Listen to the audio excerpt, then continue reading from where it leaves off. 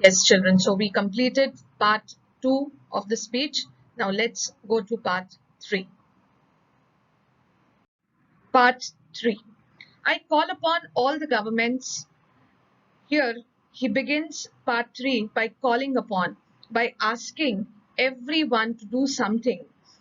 And he calls upon all the governments of all the countries, intergovernmental agencies. Intergovernmental means related or conducted between two or more governments, businesses, faith leaders, the religious leaders, workers, teachers, and NGOs, that is, non government organizations. And each one of us, everyone, he is appealing to everyone to put an end to all forms of violence against children. He wants that every one of us should come together and should do something in order to put an end, in order to abolish violence against children. Now, what are the different kinds of violence which are done to children? So he says slavery, trafficking. Trafficking means buying or selling illegally. Children are being sold and bought illegally. Child marriages, child labor, sexual abuse. Abuse means ill treatment, and illiteracy. That is, children are not being educated. They are devoid of education. They are devoid of their right to education. So these are kinds of violence which are being done to children. These things, he says, these things have no place in any civilized society. Civilized means modern, educated. We all say that we are citizens of a civilized society. That is a modern society, educated society. And if we say that we are educated, then there is no place for all these violence against children. Friends, we can do this. Kailash Satyarthi is very optimistic, and he says that we can together bring about a change. He gives a few suggestions. The first suggestion: governments must make child friendly policies. Governments all over the world, of all countries, they should make policies which are in favor of children, which would help children, and invest in education and young people. So governments should invest money in educating children, in educating young people. So how can it be done? So it is through scholarships, by funding young people for higher education. Like in India, we have right to education, where children are provided free of cost education from standard 1 to 8th. And these children, they belong to backward class or lower income group.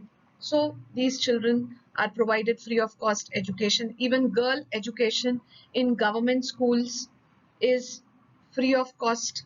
So all these policies which government make, it should be in favor of children. It should be in favor of right to education for every child. Businesses must be more responsible than the corporate world. The business houses, they should be more responsible, accountable. They should justify their actions or decisions. They should also behave very responsibly. And here we can take, I can give you an example of CSR, that is corporate social responsibility.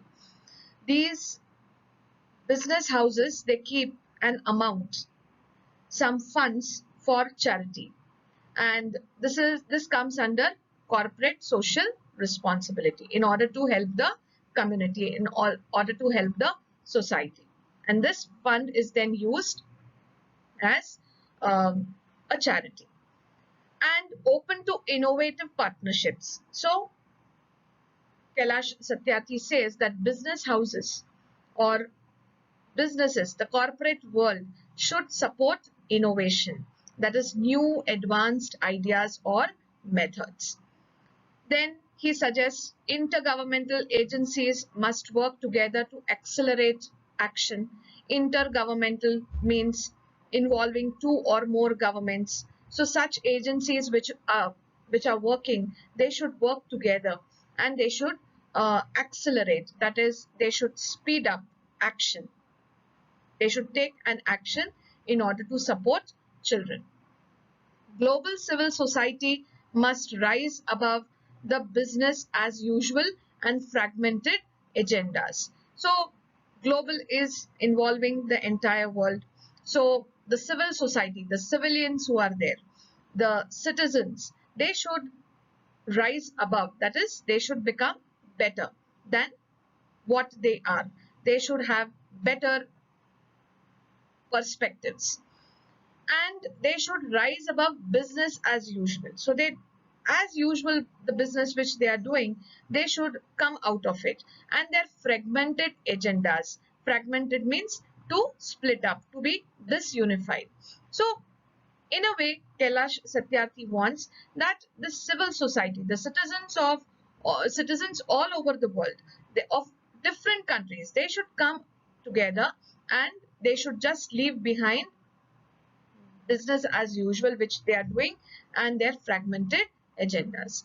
Faith leaders and institutions and all of us must stand with our children. We should must stand over here means we should support our children. And who should support? Faith leaders, the religious leaders, as well as the institutions. We must be bold. He says that we have to be very bold, very determined, very firm. We must be ambitious and we must have the will. We need to have the will to bring about this change in the society, which should always believe and which should give the rights to the children. It is said that where there is a will, there is a way. So one should have the willingness to bring about this change. We must keep our promises. We should definitely keep our promises which we have made to our children that they would get their rights. Over 50 years ago, on the first day of my school, I met a cobbler boy my age sitting outside the gate of my school. So Kailash Satyarthi tells about an incident which took place 50 years back in his life. And he had seen a cobbler boy of his age who was sitting outside the school and was working. I asked my teachers, why is he working outside? Why is he not with us in the school? My teachers had no answer. One day I gathered the courage to ask the boy's father. So he gathered courage, he went to the boy's father and asked this question, that why your son is not in the school and why is he working? He said, sir, I have never thought about it. And he told Kailash Satyarthi that he had never thought that his child should go to school, that his child should be educated. We are born to work, but instead he told Kailash Satyarthi that he felt that they were born to work. His answer made me angry. It still makes me angry. And Kailash Satyarthi says that this answer which he got from the boy's father, it made him very angry and it still makes him angry. As a child, I had a vision of tomorrow. 50 years back, when Kailash Satyarthi was a young child and this incident happened in his life, he had a vision, a foresight of tomorrow, of future. A vision of that cobbler boy sitting with me in my class. So as a child, Kailash Satyarthi thought that in future things will change and that cobbler boy will come beside me and sit in the classroom. That is, the cobbler boy will also get an opportunity to be educated. Now that tomorrow has become today, but 50 years later, when today he is standing before the people of the world and addressing them, he says that tomorrow has become today. Now we have a question here. What was Mr. Satyarthi's vision as a child? So Mr. Satyarthi's vision as a child was that the cobbler boy would sit with him in his classroom. That is, the cobbler boy would also gain education along with him.